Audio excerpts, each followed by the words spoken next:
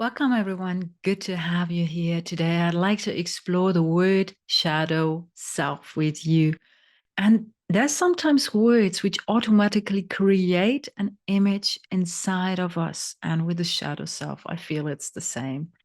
It's as if we automatically sense a dark figure lurking behind us. Let's just look at our shadows and find out whether there are similarities. So if you see our shadow, we usually are not aware of it. We usually don't focus on it. We usually cannot see the whole shadow. We can only see it if we create some distance, for example, by jumping. Our shadows, they're usually flat, lying on the ground, in grayscale, two-dimensional. They do belong to us and they follow us, but they do not influence us. They do not impact us. And with the shadow self, I'd like to argue it's a bit similar. Usually when the shadow self takes over, it's also that we are acting besides of us. We are more or less estranged. It's like this flat two-dimensional gray part is taking over. And we are not in our own center. We are not very present within ourselves.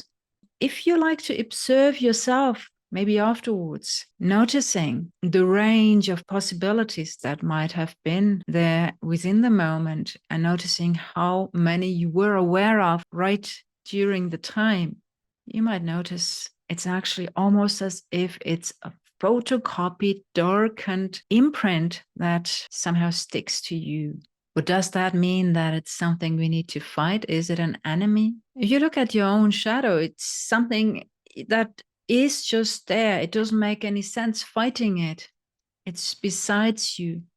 And for the shadow self, I'd like to invite you to ask what made it become estranged? What made it be something that's besides me and not an integrated part?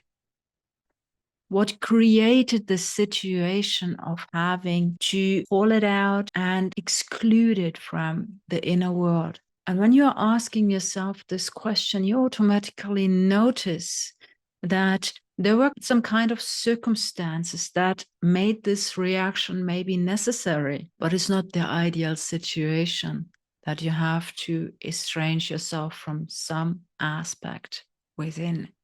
So it's really about allowing yourself to get this switch within your mindset and seeing it as something that is estranged, that is besides you. But what's the reason for it? What created this distance?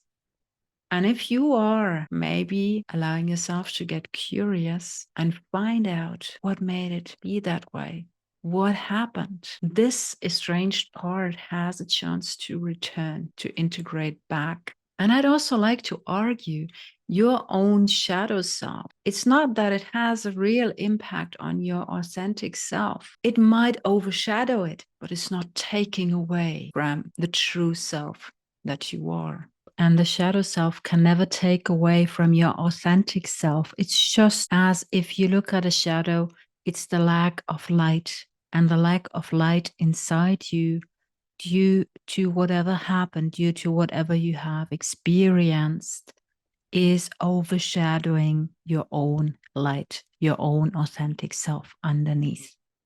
I hope you found this beneficial. Let me know in the comments down below.